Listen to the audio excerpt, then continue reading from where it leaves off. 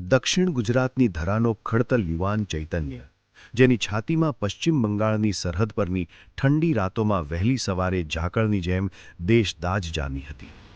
બીએસએફની વર્દીમાં સજ્જ ચૈતન્યએ વર્ષો સુધી બાંગ્લાદેશ બોર્ડર પર દેશદ્રોહીઓની આંખમાં આંખ મિલાવી હતી.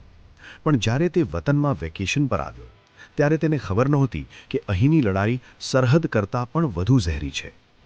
તેના બાળપણના મિત્ર વિજયસિંહે એક સાંજની મુલાકાતમાં સળગતો સવાલ ફેંક્યો, ચૈતન્ય, સરહદ પર તો તું દુશ્મનને ગોળીએ દે છે, કારણ કે એ સામેથી આવે છે, પણ અહીંનું શું? અહીં તો ભ્રષ્ટાચારના કીડા અંદરથી આપણું લોહી પીવે છે. જો તારામાં હજી પેલી સરહદવાળી આગ જીવતી હોય તો આ સિસ્ટમ સામે મોરચો માંડ. ચૈતન્યની મુઠ્ઠીઓ ભીસાઈ ગઈ.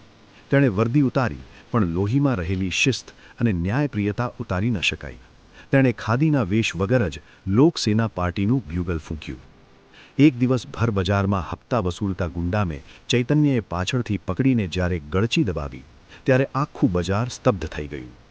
સાહેબ, આ મંત્રીનો માણસ છે, રહેવા દો, એક ડરપોક વેપારીએ બૂમ પાડી. ચૈતન્યનો પિત્તો ગયો.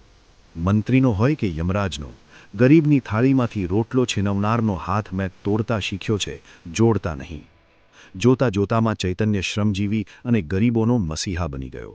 રેશનિંગની દુકાનોમાં અનાજ ચોરતા દુકાનદારો અને સરકારી કચેરીઓમાં ફાઇલો દબાવી બેઠેલા બાબુઓ હવે તેના નામથી ફફડતા હતા. તેના જિલ્લામાં ચૈતન્યના નામનો સિક્કો પડવા લાગ્યો. ચૈતન્યના શહેરના અને રાજ્યના કદાવર કેબિનેટ મંત્રી જીવી પટેલના કાન સુધી જ્યારે આ વાત પહોંચી, ત્યારે તેમણે મર્મમાં હસીને કહ્યું હતું, નવું લોહી છે, થોડું ઉછળશે પછી ઠંડુ પડી જશે. પણ જ્યારે ચૈતન્યએ મંત્રીના માનીતા બિલ્ડરો અને દારૂના સિન્ડિકેટ પાસેથી લોકસેનાના નામે ફંડ ઉઘરાવી ગરીબ વસ્તીમાં દવાખાના ખોલવા માંડ્યા, ત્યારે જીવી પટેલની ભ્રુકુટી ખેંચાઈ. ચૂંટણીના પડઘમ વાગ્યા. શહેરનું મેદાન માનવ મહેરામણથી ઉભરાતું હતું. જીવી પટેલ ગરજ્યા, આવા તત્વો